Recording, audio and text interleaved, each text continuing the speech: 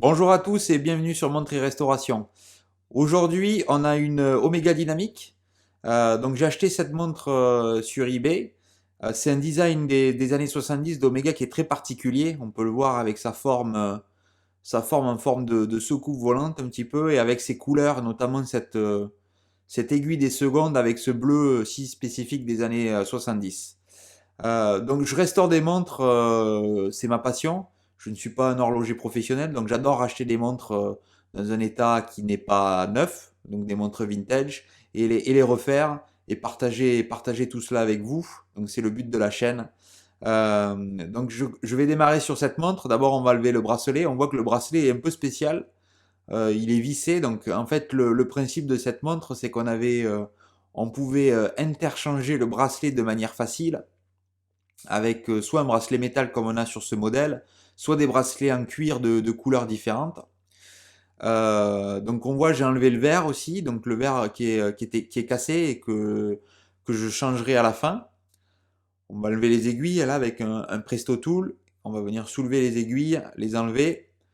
Voilà, parfait. J'utilise toujours, vous voyez, une pince avec des embouts en carbone pour pas rayer le fond. Ok, donc on stocke tout ça dans une petite boîte qu'on met de côté pour être sûr que rien ne s'abîme. Là, avec ce petit outil, je vais enlever la couronne. On voit que la tige de couronne, la tige de remontoir, pardon, est en deux morceaux. Parce que sur cette montre, le boîtier n'a pas de fond en fait. Le mouvement sort par le devant. Il n'y a aucune ouverture sur l'arrière de la montre. Donc là, vous voyez, je dois faire pivoter le cadran avec l'ensemble du mouvement et on fait un petit quart de tour ou même pas un quart de tour et je peux sortir le mouvement. On voit le fond du boîtier avec les numéros de modèle, donc de cette Omega dynamique. Et on voit on est sur un mouvement qui est manuel avec une date. Donc là on est en train d'enlever le beau cadran des années 70. Donc les vis de cadran. Voilà. Et là on voit dessous le mécanisme. On voit dessous le mécanisme avec les dates. Donc toujours cette couleur qui est typique au mouvement Oméga, cette couleur un peu cuivrée. Donc c'est un traitement en fait qui est fait sur les pièces du mouvement, qui est très spécifique à Oméga. Donc voilà, là, je mets le cadran, on va le protéger dans cette boîte qui est conçue spécialement pour mettre les cadrans et les aiguilles. Voilà, le cadran ne bougera plus, il est coincé au milieu et il va rester voilà pour ne pas l'abîmer pendant le stockage. Donc là, je revisse les vis qui tiennent le cadran en place pour pas les perdre après pendant le désassemblage. Ok, donc on a mis le mouvement sur le porte-mouvement. La première action, c'est qu'on va gentiment enlever la force qui reste dans le ressort. Voilà, on va complètement vider la montre de sa puissance. Et là, on voit le balancier. Vous avez vu, le balancier s'est arrêté. Donc ça veut dire que la montre, voilà, il n'y a plus de puissance dans le ressort pour faire tourner la montre. On le voit là en haut, on est sur un mouvement 613 de chez Omega, donc c'est les différentes familles de mouvements de chez Omega. Donc là, comme on l'a vu, on est sur un mouvement 100% mécanique, bien sûr, avec seconde au centre, manuel, donc on n'est pas sur un mouvement automatique, et avec la date. Ok, donc comme toujours, préfère enlever le balancier, qui est une pièce, enfin plutôt un assemblage de pièces très précieux, avec surtout le ressort de balancier là, qui est très très fin et qui est très facile à endommager. Voilà, là maintenant on l'a levé, on va mettre la pièce de côté, tranquillement. On voit le mouvement est plutôt en bon état, il n'est pas trop sale, où il n'y a pas trop de dégâts sur le mouvement. On voit pas beaucoup de traces d'usure aussi. Donc c'est-à-dire soit les horlogers qui ont fait la révision de cette montre dans le passé ont bien pris attention à pas endommager le mouvement, soit il n'y a pas eu beaucoup de révision en fait sur ce mouvement. Mais bon, normalement c'est une montre là qui date des débuts des années 70. Il y aurait dû y avoir quelques révisions depuis si on suit le service, enfin l'étalonnage des services selon Omega. Donc là, voilà, on a enlevé le pont d'encre, on a enlevé l'encre. Regarde s'il n'y a pas de dommages. Là, il y a sans doute ouais, une petite particule qui était, vous voyez, dans le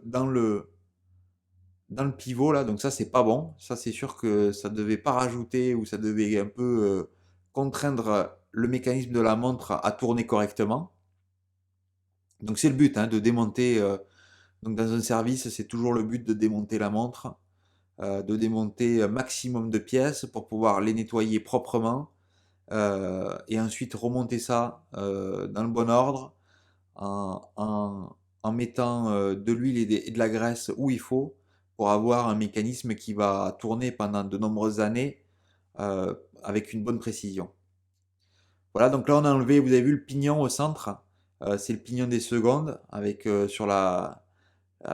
secondes centrales sur ce modèle-là. Là on est en train d'enlever le pont des secondes là, donc avec toutes les petites roues qui se situent en dessous. On voit c'est des mécanismes, les mécanismes de chez Omega de ces années-là sont assez. Il y a des mécanismes un peu plus tard avec la série qui vient juste après celle-là, ouais, où les mécanismes sont un peu plus complexes, un peu moins robustes selon ce qu'on peut voir un petit peu partout. Mais ces mécanismes de cette époque-là ou même avant, c'est des mécanismes assez simples, assez robustes. Donc souvent quand on les démonte, on voit il n'y a pas beaucoup de casse ou de pièces endommagées si ça bien, s'il n'y a pas eu forcément un abus ou un horloger qui a mal entretenu la montre. Donc c'est des mouvements qui sont intéressants, on va dire, pour commencer. Celui-là est un poil plus complexe avec, on le verra un peu après plus tard, avec la complication sur les dates. Mais bon, c'est pas d'une grande complexité supplémentaire. Voilà, là on continue le désassemblage avec le rocher et la roue de couronne, donc les deux dernières roues là qui restent sur ce pont-là. Voilà, on enlève le rocher. Et là, on voit que la roue des couronnes a deux vis. Donc normalement, s'il y a une vis au centre, c'est-à-dire que les vis sont avec un filetage à l'envers, là, s'il y a deux vis comme ça, on est sur un filetage classique. Donc on dévisse et on visse dans le sens normal, on va dire.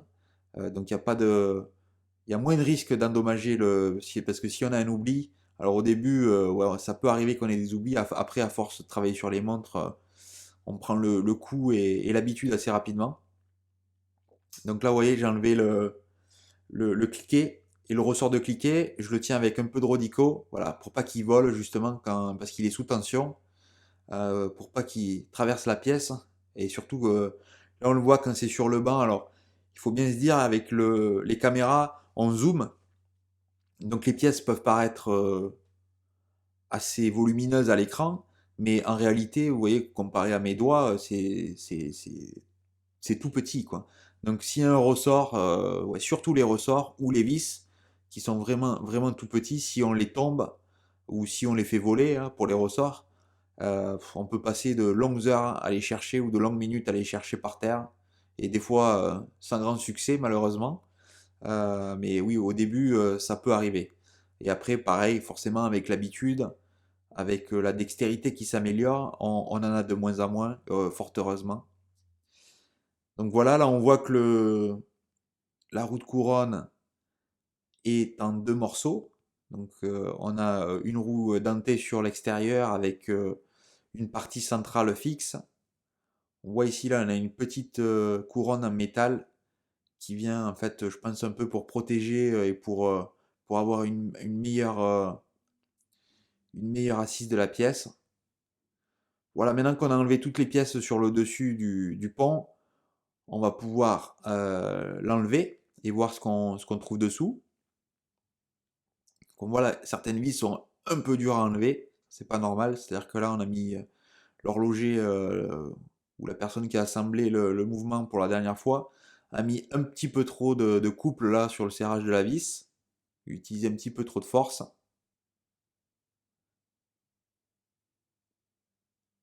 Voilà, on va juste utiliser un, un tournevis avec la lame pour soulever gentiment le pont. Donc sur les ponts en général, il y a des petites encoches sur les côtés, justement pour glisser une petite lame de tournevis pour pouvoir soulever le pont. Donc voilà, là on voit le pont, on va le placer là à côté. Et donc on a la roue de centre qui était prise sous le pont. Et là, on voit le barillet, donc l'assemblage du barillet avec le ressort qu'on verra un petit peu plus tard à l'intérieur. Pour l'instant, on va le laisser là de côté. Ah, d'ailleurs, on dirait qu'il s'est déjà ouvert. Ça, c'est pas normal. Donc, on va passer de l'autre côté, donc du côté du calendrier, là où on a vous voyez, où on a cette couronne avec les dates dessus. Donc, on va enlever cette plaque sur le dessus qui sert à maintenir le mécanisme pour le changement de la date. Donc voilà, il est juste maintenu par deux vis. Et on va gentiment soulever cette plaque et voir qu'est-ce qu'on peut trouver dessous. Donc là, on voit tout vient avec. On voit qu'il y a quelques pièces dessous. Donc on verra ça plus tard. On les désassemblera. On va enlever tout ça plus tard. Je vais prendre pareil le disque. On va le mettre de côté pour pas l'abîmer. Et voilà, on voit que là, il y a quelques pièces supplémentaires qui ne sont pas sur un mécanisme normal, sans date. Donc il y avait cette petite roue. Et là, on a ce mécanisme-là, cette roue, qui est là pour le changement de date. Voilà. Et ensuite, là, on est sur quelque chose de classique, avec la roue des heures, la chaussée qui est dessous, et puis la roue des minutes et le reste des pièces qu'on peut trouver sur une montre mécanique classique. Donc on voit, il y a quelques pièces supplémentaires pour le changement, peut-être 4 ou 5 pièces supplémentaires pour la fonction des dates. Mais ce n'est pas non plus une complication qui rajoute énormément de pièces ou énormément de complexité au mécanisme. Donc forcément, quand vous démarrez, si vous voulez démarrer cette passion comme moi, je vous conseille de travailler d'abord sur des montres mécaniques manuelles, sans complications, et au fur et à mesure, monter avec les complications, c'est-à-dire par exemple travailler sur une montre avec un mouvement automatique, après travailler sur une montre comme celle-ci, avec une complication avec les jours, travailler sur une montre après, par exemple, à triple quantième, sur un chronographe. Là, déjà, on est sur des choses un peu plus complexes que ce qu'on a là. Donc, il faut vraiment y aller étape par étape. Et puis surtout, ce qui est important, et moi, ce que j'adore dans cette passion, ben, c'est de comprendre en fait le mécanisme, à quoi servent les pièces, comment elles fonctionnent, comment elles interagissent entre elles. C'est de la pure mécanique. Et je trouve ça super, super intéressant. Ok, donc là, on voit, là c'est le renvoi. Donc on a enlevé la tension du renvoi. Voilà, il est maintenu, il était parfait. Donc là on a la roue des minutes, on a une petite roue intermédiaire. Là on a une pièce supplémentaire que j'enlèverai peut-être un peu plus tard. Là voilà, c'est celle-là. Ça c'est un mécanisme qui va permettre en fait de ce qu'on appelle le changement de date rapide. On verra une fois que la montre sera complètement remontée, vous verrez la démonstration du réglage de la date rapide. Et c'est cette petite pièce qui permet en fait de changer la date rapidement. Ok, donc là j'ai enlevé le ressort de bascule, la bascule. On voit on a la tirette en dessous avec le ressort de tirette qui vient sur le dessus pour la maintenir en place. Donc là on va enlever le ressort de tirette avec une toute petite vis. Donc cette vis, il faut surtout faire attention, même pendant le nettoyage, il est très facile de la perdre, tellement elle est minuscule. D'ailleurs, elle a sauté. Voilà, elle n'est pas allée très loin. Elle est restée là. Parfait. Donc là, on enlève le ressort sur le dessus, le ressort de tirette, et dessous, on a la tirette. Voilà. Voici la tirette dessous. Et on a la tige de remontoir, enfin une partie de la tige de remontoir, parce que vous vous souvenez, quand on en a enlevé, on a d'abord enlevé une partie de la tige avec la couronne. Voilà, et là on a le pignon de remontoir et le pignon coulant. Et on a une montre qui est totalement vierge de pièces. Donc on va maintenant rajouter le balancier sur la platine. Parce que voilà, pour le nettoyage, c'est l'endroit le plus sûr pour garder le balancier. Vous voyez que le balancier avec ce petit ressort là, c'est très facile de l'endommager. Et on va le mettre dans une machine qui tourne, un peu comme une machine à laver en fait, mais forcément beaucoup plus petit, pour nettoyer les pièces. Et on ne veut pas endommager le ressort du balancier, donc le point le plus sûr, c'est de le rajouter là-dessus. Voilà, juste le mettre pour être sûr qu'il reste en place, rajouter la vis. Voilà, on voit qu'il est bien placé, il bouge de droite à gauche, donc ça veut dire qu'il est parfaitement dans son axe. Voilà, là, je mets toutes les pièces dans mon petit panier. Donc ça, c'est les paniers qui vont me servir à garder les pièces dans la machine à laver, qui est conçue spécialement à cet effet, pour nettoyer les pièces de montre. Donc on va désassembler, là je vais enlever Donc dans le barillet, il y a l'arbre de barillet qui est au milieu. Donc voilà, là je vais sortir l'arbre de barillet et on a le ressort. Donc ça c'est le ressort en fait, quand on tourne ou quand on remonte la montre, on remonte en fait ce ressort-là qui emmagasine toute la puissance et qui va redistribuer ça lentement dans la montre afin de lui donner l'énergie mécanique pour pouvoir donner l'heure. Ok, donc vous voyez, avec mes doigts, on passe de droite à gauche pour faire sortir le ressort. Et pareil, tout ça, on va le mettre. Donc le ressort, pareil, il va aller dans la machine pour être lavé avec toutes les pièces du barillet. Voilà, on voit que le ressort, il est long. Voilà, on va le mettre et on va passer au nettoyage. Donc le nettoyage sur cette machine, donc c'est une machine pareil, un peu vintage de chez Elma, se fait en 3 étapes. On a la première étape, donc voilà, là où j'ajuste le moteur. Donc voilà, vous voyez, ça tourne. On vient nettoyer ça dans une solution spéciale conçue pour nettoyer les pièces de montre. Ensuite, on va venir essorer. Donc là, je fais tourner, on vient essorer et enlever un maximum de ce produit-là.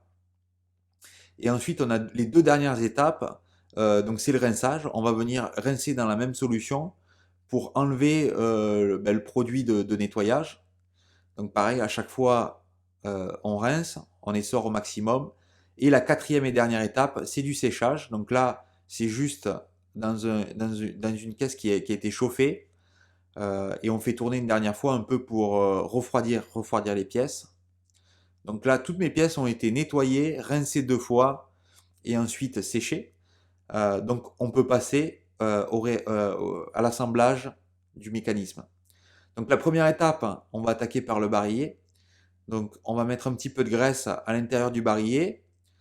J'ai remis le ressort en fait dans un outil spécial qui sert à rembobiner le ressort. Donc là je l'ai rembobiné, je l'ai remis dans le barillet. Maintenant je vais mettre en position l'arbre de barillet au centre du barillet et au centre du ressort. Je viens déposer un peu d'huile, donc une huile avec une viscosité moyenne sur le barillet. Je vais mettre de la graisse aussi sur le dessus, donc là sur le couvercle du barillet, pour que le ressort soit lubrifié des 2 côtés.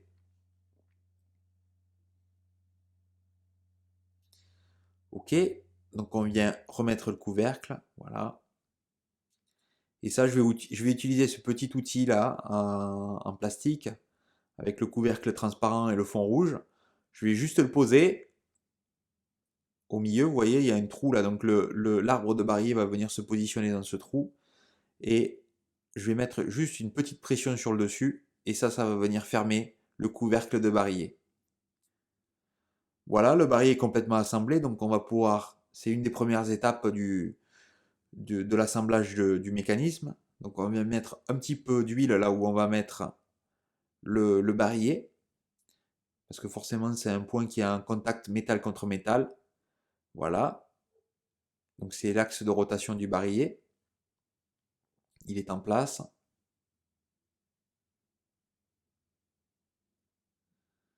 Parfait. On va mettre, donc vous voyez, un petit peu d'huile avec l'huileur au centre. Là où on va mettre la roue de centre pour être sûr que tout soit bien huilé.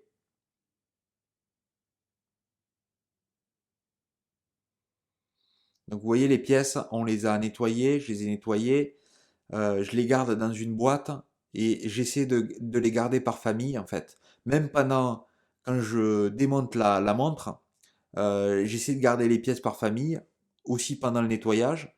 Donc en général, je crée plusieurs familles. Donc il y a une famille, par exemple, pont de barillet, donc je vais mettre toutes les pièces qui vont être sous le pont de barillet là ou sur le dessus. Je vais mettre les pièces pour le pont de seconde avec le train, en fait, avec les roues de seconde dans un autre endroit.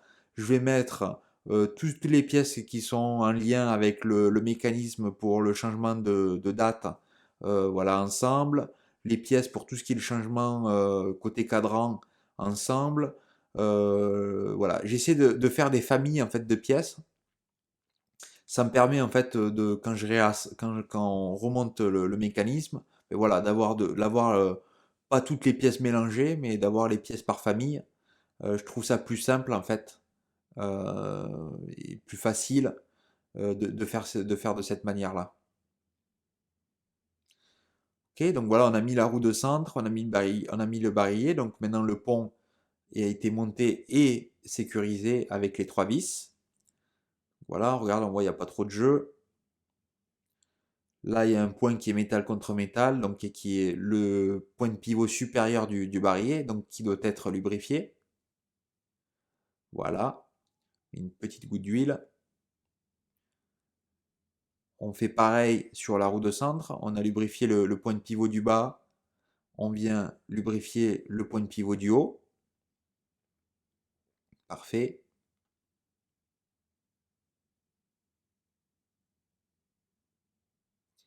Ok, donc maintenant, on va pouvoir se concentrer sur toutes les pièces qui sont sur le pont de seconde. Donc d'abord, on va mettre la roue d'échappement. Donc celle-là, elle a vraiment une forme, on voit, très spécifique. La roue des secondes, qui vient se mettre en deuxième position.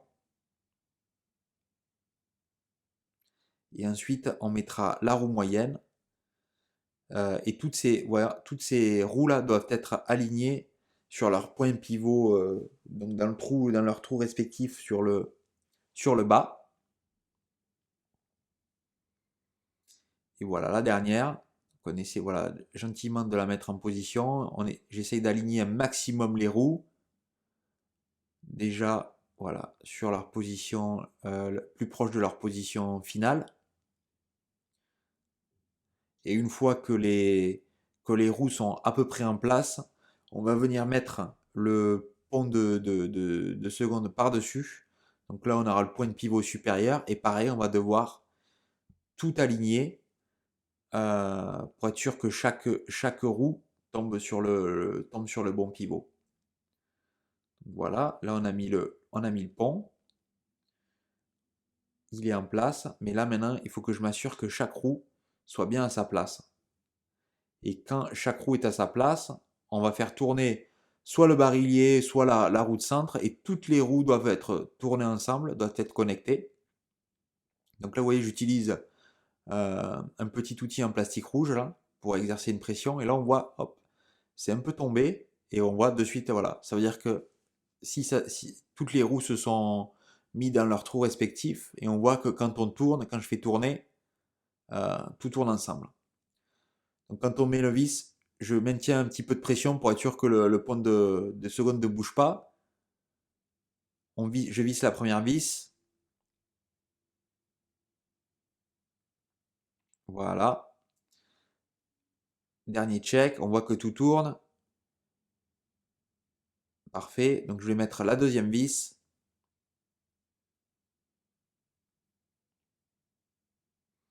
Et on aura le pont des secondes qui est complètement fini.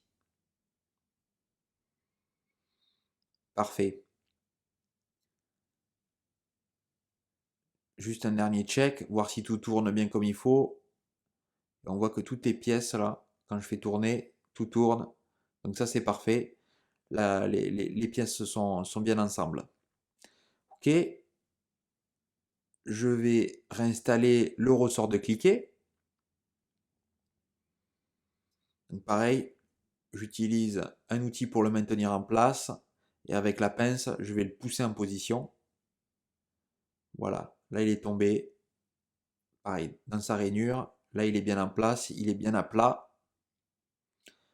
Mettre un peu d'huile parce que autour du point de pivot du cliquet, donc le cliquet, voilà, qui va venir se monter ici. Mets une goutte d'huile sur ce point de pivot. Et maintenant que le ressort et qu'on a mis l'huile, je vais pouvoir mettre le cliquet en place.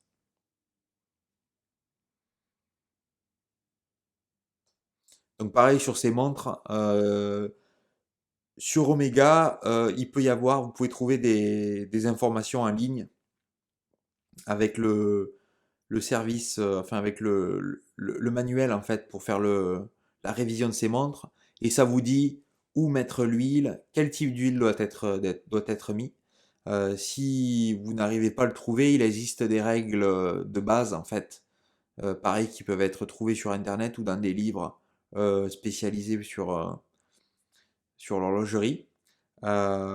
Et si vous avez des questions, n'hésitez pas aussi à poser des commentaires dans la partie commentaires. N'hésitez pas à poser vos questions. J'essaierai d'y répondre. Même si, comme je vous l'ai dit, je suis pas un horloger, je suis pas un professionnel, hein, mais bon, on est là pour échanger. Donc, je me ferai un plaisir de partager mon savoir. Et s'il y en a d'autres, bien sûr, qui veulent participer, c'est le but de la chaîne. Vous êtes les bienvenus pour participer vos connaissances sur l'horlogerie. Ok, donc là, on remet le rocher en place avec une grosse vis. C'est souvent l'une ou la plus grosse vis qu'on peut retrouver sur un mécanisme. C'est toujours, quand on travaille avec des petites vis tout le temps, ça fait plaisir de temps en temps d'avoir une vis un peu plus facile à manipuler, un peu plus facile à mettre en place. Donc maintenant, on va mettre la roue des couronnes. Donc vous vous souvenez, il y avait ce petit disque au fond. Pareil, on va lubrifier les endroits où il va y avoir un contact métal contre métal. Donc c'est très important la lubrification. Et surtout, ouais, ce qui est vraiment important, c'est de lubrifier le bon endroit, forcément, de mettre la bonne huile et surtout aussi de mettre la bonne quantité. Donc ça, c'est plutôt pour quand on fait la lubrification des points de pivot des roues.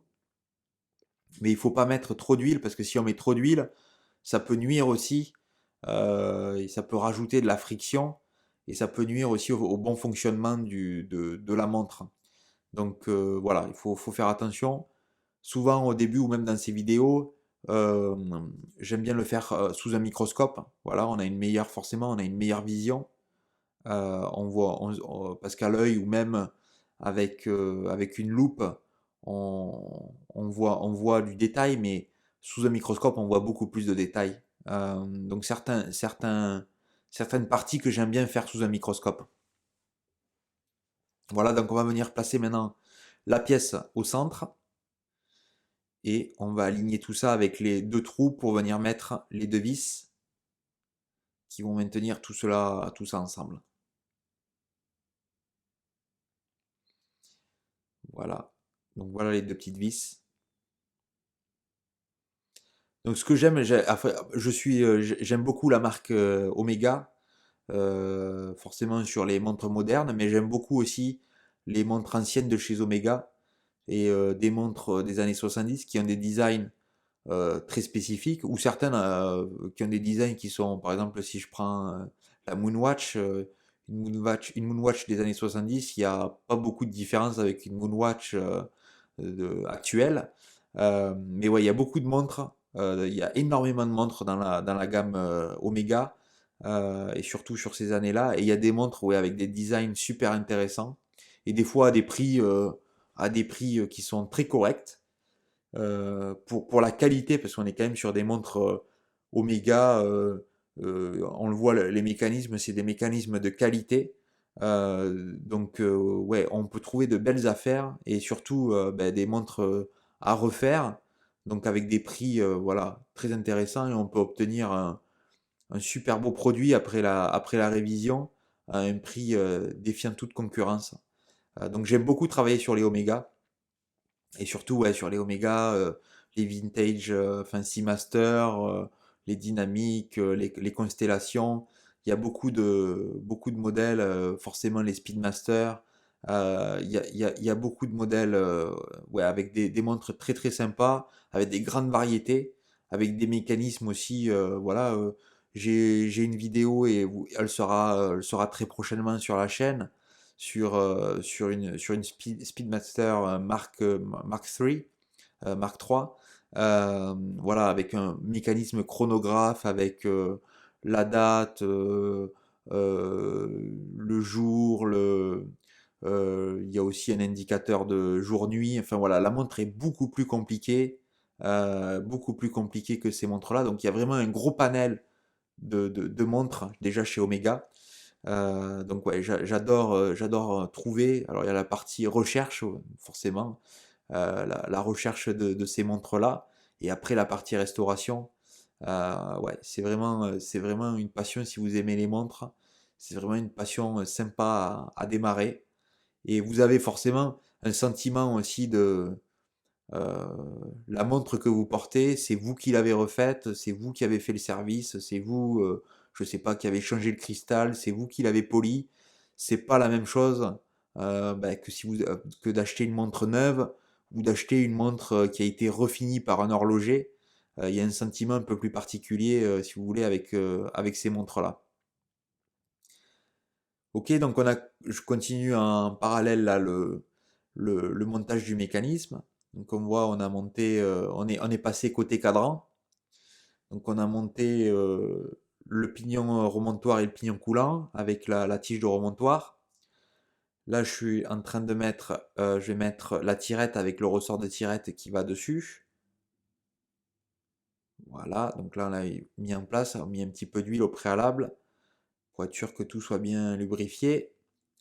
Quand on actionne la tirette, que ça tourne correctement, que ça pivote correctement, qu'il n'y ait pas d'accro ou de friction trop importante. Voilà la mini vis que je parlais tout à l'heure, hein, qui n'a pas été perdue pendant le nettoyage. Pas facile à mettre en place aussi. Plus les vis sont petites, plus elles sont difficiles à manipuler, à mettre en place et à visser.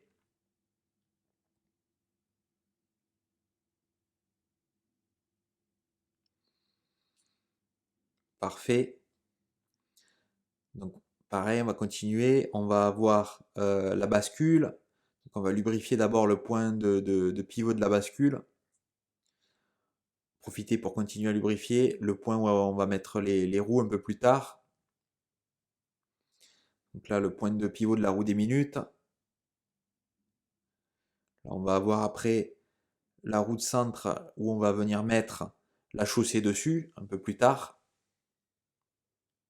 Voilà.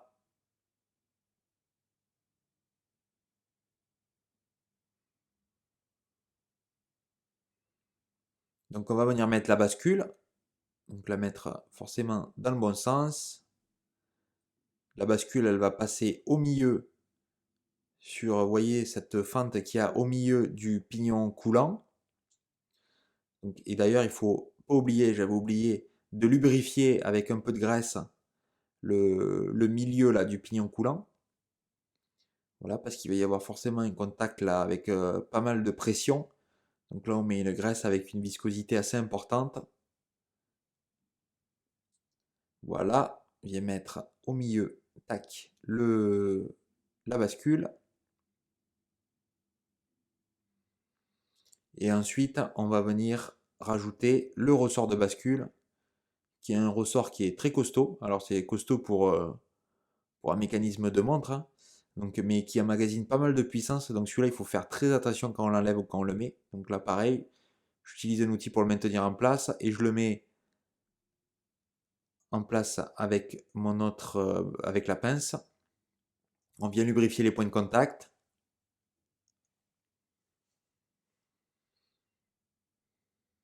Voilà, ça c'est je vous l'avais dit tout à l'heure, le petit mécanisme qui permet de faire un changement de date rapide.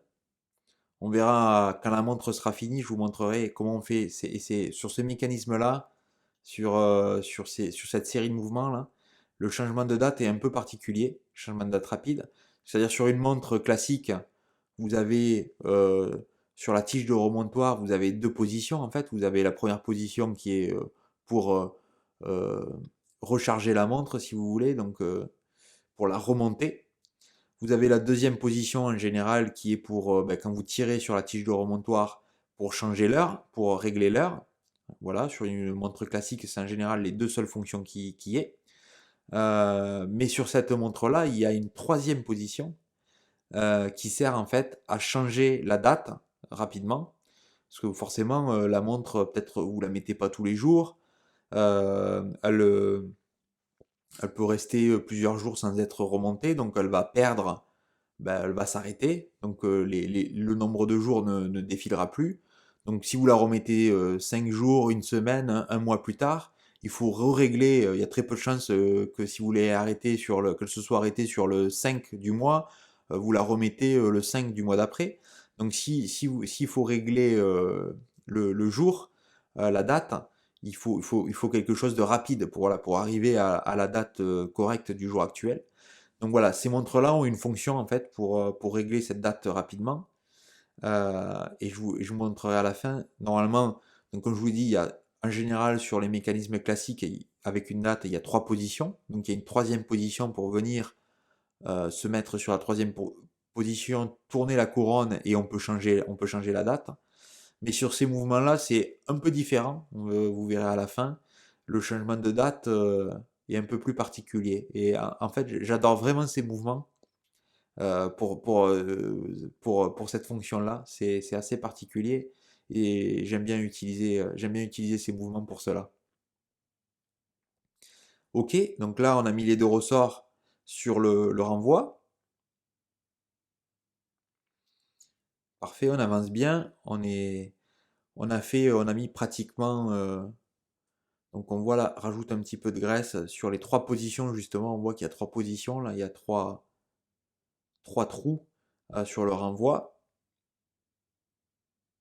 Et là, je viens de le mettre en place. Voilà, il a été armé. Ça fait comme un ressort. Je viens enlever la graisse qui est en trop, en surplus, avec un peu de Rodico. Et là, je rajoute juste la deuxième partie, donc la deuxième partie de la tige de remontoir, qui est clipsée en fait. C'est juste un clips. Voilà, et je regarde en tournant, en tirant. Voilà, là il y a la deuxième position. Là, il y a quelque chose qui ne va pas, j'arrive pas à la tirer. Et je vois que c'est ça qui est pas correctement en place. Non, vous voyez, quand je tire, ça vient buter contre la roue, donc là non plus, c'est pas correctement en place. Donc vous vous souvenez, là, c'est la première fois que je travaille sur ce type de mouvement. Donc vous voyez, c'est ça qui est intéressant de voir. Et là, ouais, quand je tire, hop, c'est plus. Et là, vous voyez, j'ai les trois positions. Donc c'est plus un problème. Donc ça veut dire que cette pièce-là doit se trouver dans cette position. Pas orienté vers le haut, mais voilà, orienté de ce côté-là. Donc ça, c'est plutôt bien. Donc ok, donc là maintenant on a assemblé l'autre côté est complètement remonté. On passe de l'autre côté. Je vais venir mettre l'encre en position avec le pont d'encre.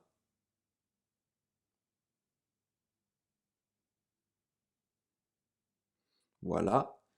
On va essayer. Donc c'est pareil, l'encre doit être alignée sur ses points de pivot en haut et en bas. Donc pareil, un petit peu de pression sur le pont d'encre. Voilà. Regardez si souvent il faut la soulever un petit peu et après l'encre doit se positionner et doit tourner librement de gauche à droite autour de son axe pivot. Donc une fois qu'elle a trouvé la position, on va sécuriser tout ça avec les deux vis.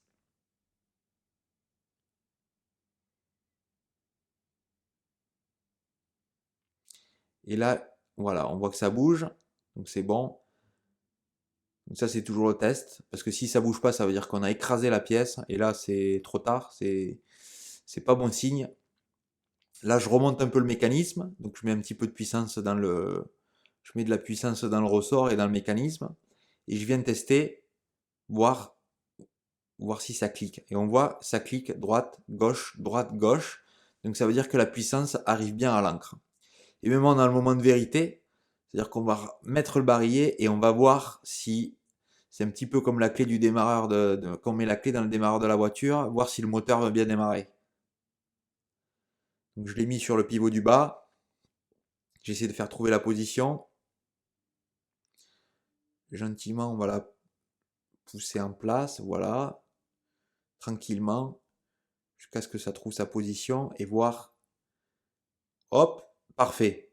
On voit, dès que c'est tombé en place, le mouvement a démarré, le, le balancier a commencé à osciller. Parfait, donc là maintenant, je vais venir le sécuriser avec une vis, et la vis aussi va le faire s'asseoir correctement en place. Et là, on voit le mouvement est en train de battre. Plutôt visuellement, il a plutôt une bonne amplitude. Donc, on verra à la fin le résultat qu'on obtient avec cette montre. Donc, de ce côté-là, il reste. Donc, ça, c'est un petit ressort qui va venir se mettre sous le pignon des secondes, qui sert à mettre un petit peu de tension sur le pignon des secondes, justement pour que l'aiguille des secondes et ce mouvement n'ait pas de mouvement trop saccadé. Donc, ça sert à le tenir en place un petit peu, à rajouter un petit peu de friction pour que l'aiguille des secondes ait un mouvement fluide. Voilà.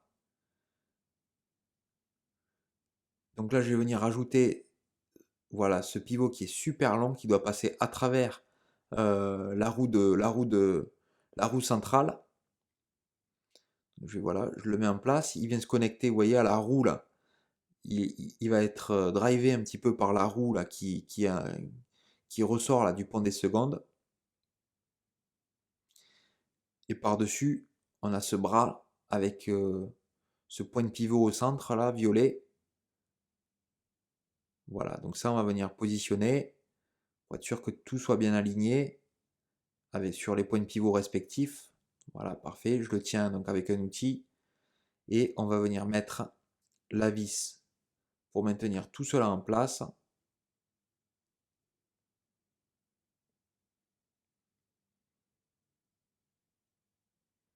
Parfait. Voilà, donc là, sur le mécanisme principal, donc là on a le mécanisme, en fait on a le, le mécanisme qui sert à donner l'heure, il est complètement assemblé, complètement monté. Donc maintenant on doit remonter la complication pour la date. Donc voilà, je remets les roues dans l'ordre, donc ça c'est les roues qui vont transmettre la puissance du mouvement en fait qui donne les heures jusqu'au mouvement, jusqu'au calendrier, en fait, à la roue du calendrier, voilà, qui est là. Parfait. On va la mettre ça en place. Donc on va rajouter par-dessus euh, cette plaque qui va maintenir le système en place.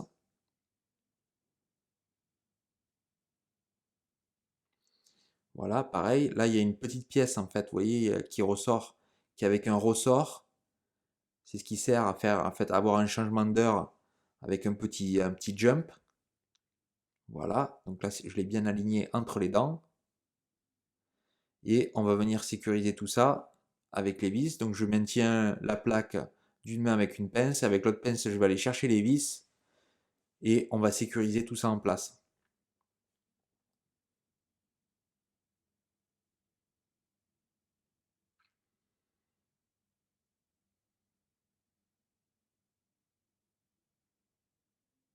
Voilà, donc vous vous souvenez, il y avait deux vis, donc on a mis la première, on met la deuxième et on a un mécanisme 100% fini.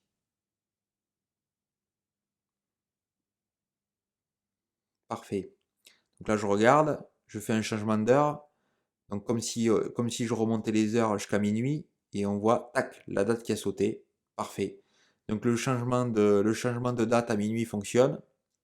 Je mets un peu de graisse là sur le point, justement, sur ce petit ressort là, cette dent là qui sert à faire sauter la date.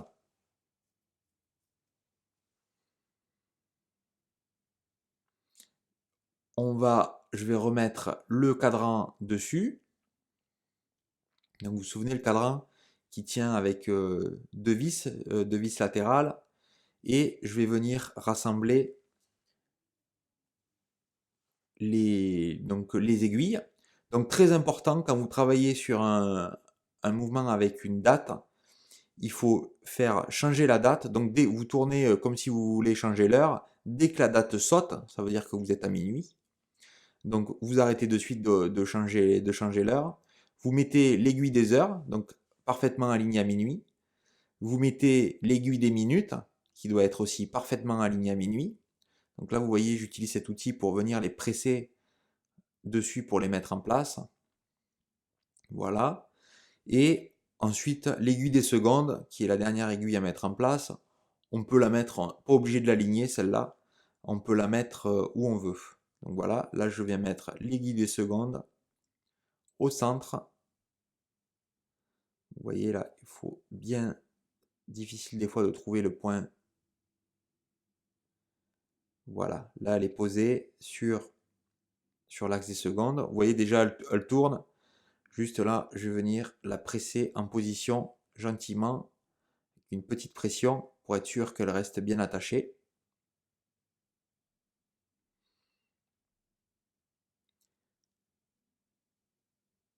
Voilà, un petit coup de souffleur là pour enlever s'il y a des traces de poussière. Voilà, avec la Rodico nettoyer s'il y a des traces, les dernières traces.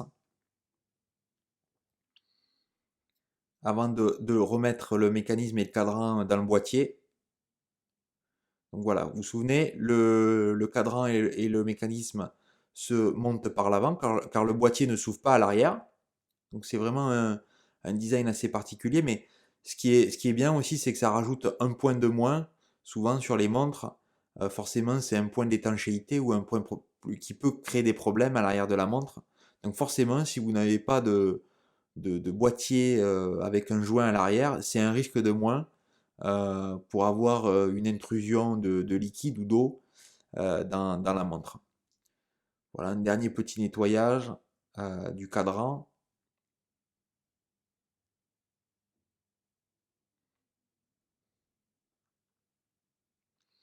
Parfait. Donc on va pouvoir remettre le verre. Donc c'est pareil, le verre était cassé, donc j'en ai acheté un nouveau. Donc vous pouvez trouver ça sur internet. Et la tige de remontoir qui est, vous vous souvenez, en deux morceaux, voilà, qui vient se clipser. Et là vous voyez, quand je vais tirer sur la tige de remontoir, donc là on est sur le changement d'heure, mais quand je tire, vous voyez, hop, regardez, la date a changé. Donc en fait, pour changer la date, il faut tirer la tige de remontoir sur la troisième position et instantanément la date va sauter d'un jour. Donc c'est super facile et super pratique pour ajuster la date sur ces mouvements. Donc voilà, j'ai remis le cristal, j'ai nettoyé le bracelet dans une machine à ultrasons. Donc là je le remonte, le bracelet voilà était tenu par l'arrière avec cette bague. Donc voilà, c'est un mécanisme qu'on avait dit pour changer rapidement les bracelets sur ces montres-là. Si vous voulez mettre un bracelet cuir de différentes couleurs, un bracelet métal, il y avait cette facilité pour le changement du bracelet, qui est plutôt original pour l'époque. Et voilà le produit fini. Donc on a une belle montre Omega dynamique. Donc on voit les heures. Donc on doit avoir un changement de... Et que là quand on tire, tac, vous voyez la date a sauté. Et on doit avoir un changement de date à minuit. Donc si on tourne, là on va arriver sur minuit. Et on voit à minuit moins 1, minuit moins 2, on a eu le changement de date, ce qui est parfait. Donc voilà, j'ai une belle Oméga dynamique à rajouter dans ma collection. Et là, on peut voir l'amplitude avec une amplitude à 277 qui est plutôt très bonne. Un bit erreur à 0, ce qui est parfait.